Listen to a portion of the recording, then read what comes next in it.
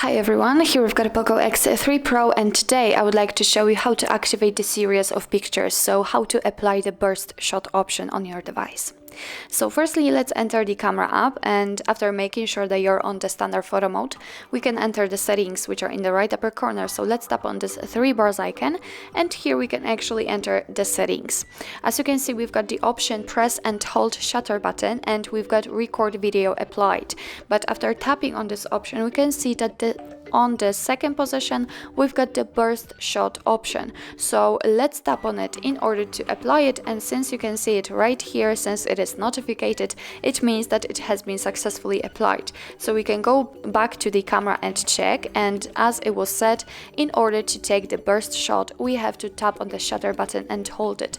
So let me do it. Let's tap on it and hold it, and as you can see right here, your device will count the photos which it just took. So let me show it to you again. It is counting, and the maximum amount of the photos is 100 in this device. So, well, actually that's all. This is how to activate the burst shot in your POCO X3 Pro. Thank you so much for watching. I hope that this video was helpful, and if it was, please hit the subscribe button and leave the thumbs up.